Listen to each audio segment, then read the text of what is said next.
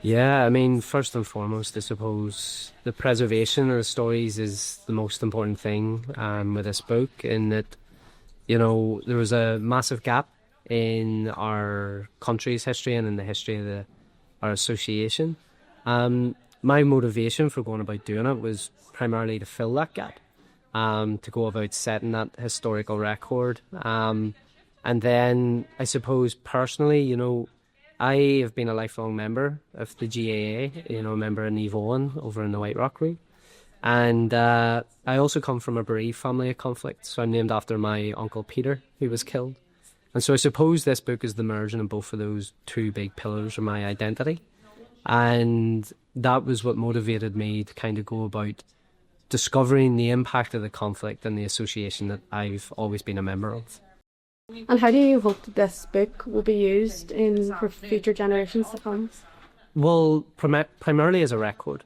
So, when we look back on our association and everything it's went through, a massive story of our association is the conflict and how the GAA managed to survive the conflict. And all of the personal stories included in this book show the resilience of all those small clubs and communities and players and members across the north and indeed across Ireland. And so I hope that this book cements that record. But I also view this book as a sort of living project. And I hope for this book to kind of go on. So I recorded 164 names in this book. But since its publication, that's grown. So we have now, we know that at least 164 members of the GAA were killed. And so in that sense, it's a living project, and I hope that it moves into further projects down the line. Yeah, and how important, you mentioned the GAA again there, but how important was it for you to know that the GAA were supporting this project and the likes of Jarlath Burns, were backing you in making it? I mean, you can't really, it's very hard for me to put to kind of try and calculate that value. In the sense, in the Uachtaráin Jarlath, he wrote the foreword to the book.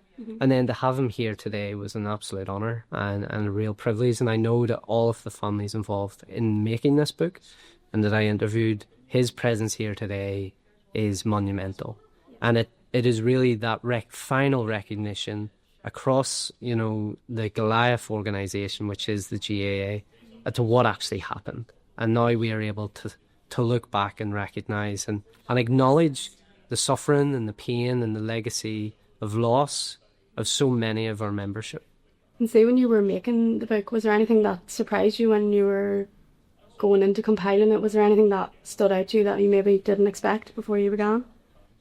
I suppose, yeah, it's a great question. I suppose the one thing that really sticks out to me and what surprised me most was the willingness of families to engage. This book is very different from other similar works exploring the legacy of conflict, in that you were talking about something that people really wanted to talk about. When you're a member of the GAA, it makes up so much of what your identity is.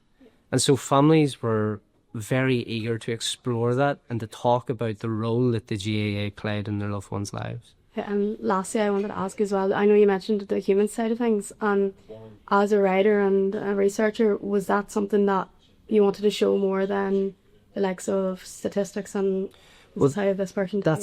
That's exactly it. So, when someone dies to conflict, they become defined by that fact. Their legacy is essentially they're a victim. And so the aim of this project was to reshape that lasting legacy so that each of the people included in this book are not just remembered through the circumstances of their death, but that they're also remembered for their contribution and their love for the GAA and who they were as people.